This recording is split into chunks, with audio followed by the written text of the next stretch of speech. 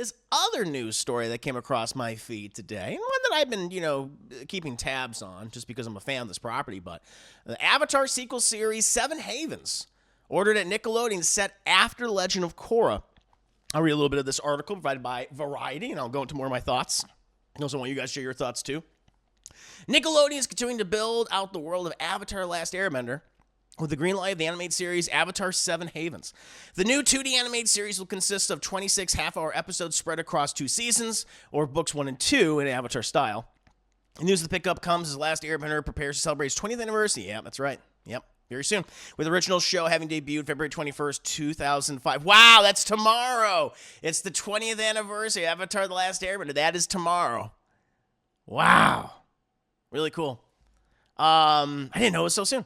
I gotta make a little Avatar post. Seven Havens hails from Avatar creators Michael DiMartino and Brian Konietzko under the Avatar Studios banner from Nickelodeon Animation Burbank. It's currently in production. Per the official logline, series is set in a world shattered by a devastating cataclysm. A young earthbender discovers she's the new Avatar after Korra, but in this dangerous era, that title marks her as humanity's destroyer. Ooh, not its savior. Fascinating. Hunted by both human and spirit enemies, she and her long-lost twin must uncover their mysterious origins and save the Seven Havens before civilization's last strongholds collapse. So this is like a post-apocalyptic Avatar: Last Airbender. So those rumors about, apparently Korra being responsible for this, at least allegedly, I'm sure you'll find out. It's like, Korra's amazing. But allegedly being responsible for this cataclysmic event that plunged the world in the darkness. So sets this up. When we created the original series, we never imagined we'd still be expanding the world a decade later, said DiMartino and Konietzko. This new incarnation of Avatar verse is full of fantasy, mystery, and a whole new cast of amazing characters. Get ready to take another epic and emotional adventure. DiMartino and Brian Konietzko are the co-creators and executive producers. Avatar: Seven Havens. Ethan Spalding is executive producer, and Sahaj Sethi is co-executive producer. And so they go into more and more about it and explanations of it, of course. And they touch on the movie Korra, the most recent live-action remake series from Netflix. Well, as I said before, as I've been talking about this, I've been talking about Avatar: Last Airbender for years. I love this property. I think it's brilliant. Incredibly well written. Beautifully animated, fantastic characters. Not only is it just one of the best animated shows of all time, it's just one of the best shows of all time. It's fantastic. One I've also recently revisited by doing audio-video commentaries for. It's great. It's great. And, we had different interpretations of it over the years. Of course, infamously, you had the M. Night Shyamalan movie, The Last Airbender, which... I despise that film for a variety of reasons, but one of the things I most despise about it, other than just being a complete bastardization of the property and M. Night having no respect for the property in any capacity, clearly, it changed the trajectory of the franchise. Like, originally, DiMartino and Konietzko actually wanted to do, a sequel series to the original Avatar, a more direct one, which followed an adult Aang, Katara, Sokka, and more adventures and things, and them dealing with the fall of the Fire Nation. And Nickelodeon's like, can't do that. Can't have any connection to the Last Airbender. And so they instead decided to create Korra, which Korra, I think, started, and it was supposed to just be a mini-series. It's supposed to just be a one-and-done season, and I like that one-and-done season. I have my complaints about it. I've talked about it at length. But after that, I just feel like Korra in general, it was so inconsistent. The second season is, I think, terrible, except that one flashback episode to, the original Avatar, Avatar 1. Thought that was great. I think they brought in Stephen Yeun to the voice. That was good. But again, season 3 was better. Season 4, at that point, their budget was halved. And a lot of this is also Nickelodeon's fault, too, because of the just restrictions they placed on them. And it was just kind of a mess. And although it has its fans, and there's elements I really do like and enjoy, but it's not on the same level as Avatar: Last Airbender, which is, to be fair, a hard legacy to live up to.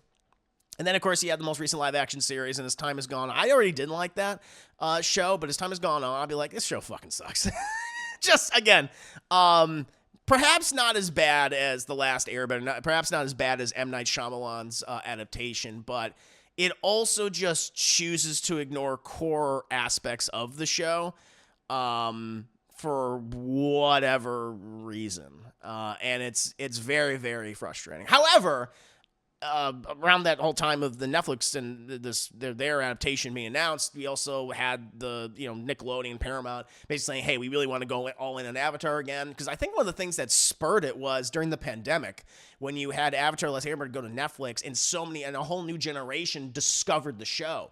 And people are just talking about it again, really put it in the pop culture zeitgeist, right? And that's why Avatar Studios was greenlit, and they have all these projects in some form of production right now.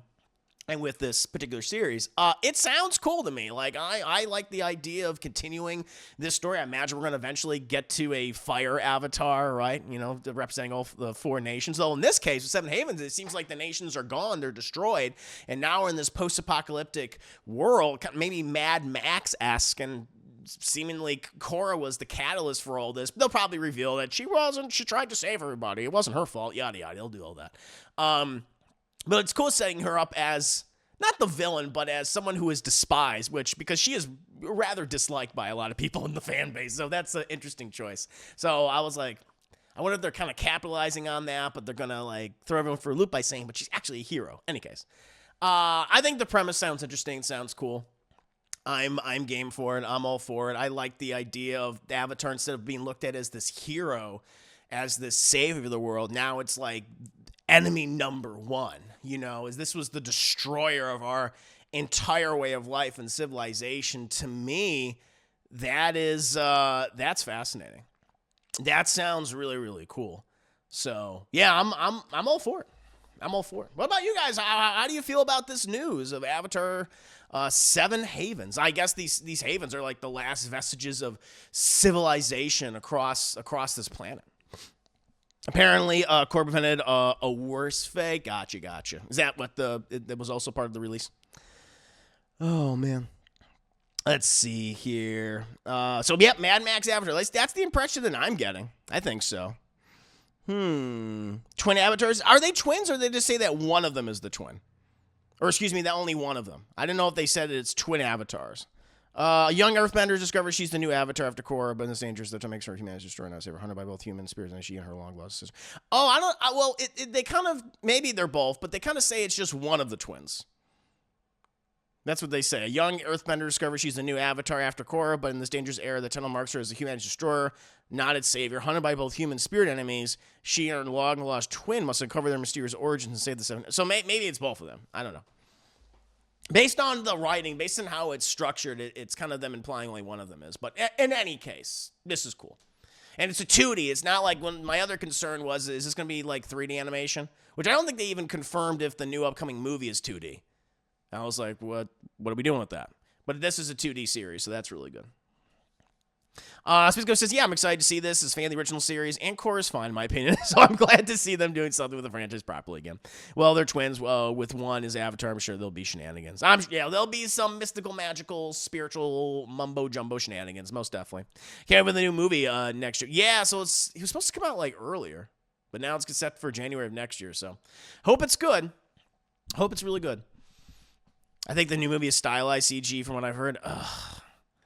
I don't want that. I don't want that. Oh, man. Oh, God.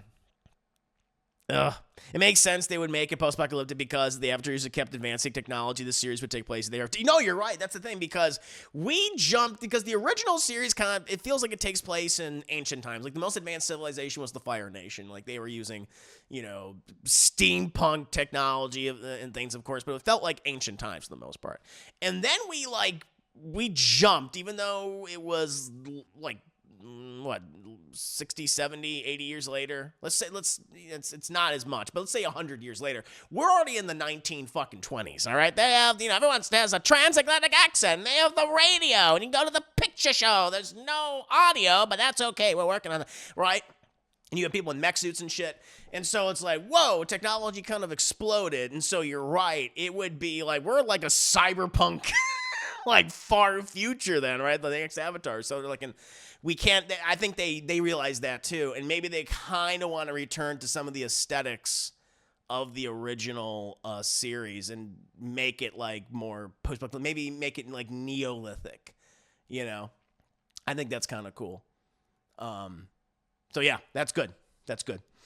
I prefer 2D, but given that it's Paramount Nickelodeon based on how good the Ninja Turtle movies was, I'll give them a chance. Now, if it's like super stylized, like Ninja Turtles, or, you know, like kind of this 2.5D animation that we've gotten, something like, well, obviously the Into the Spider-Verse films or Mitchell vs. the Machines, or even like something like Puss in Boots or The Last Wish, or more recently like something like The Wild Robot, then I'd be game for it. I don't want to see 3D. I don't want to see 3D. That's the one thing I'm a little concerned about.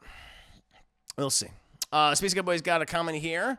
Avatar in social media age would be odd. That would be fucking... I don't want to see that.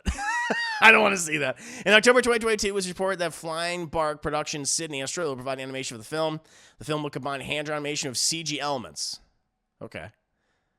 Alexia Gates. All right, well, at that point, if it's going to combine hand-drawn animation with CG, all right, well, all right. So it's a combination. Maybe it is 2.5D. So the work in the film will be a dream project for the studio due to multiple employees being fans of the franchise. Okay, all right.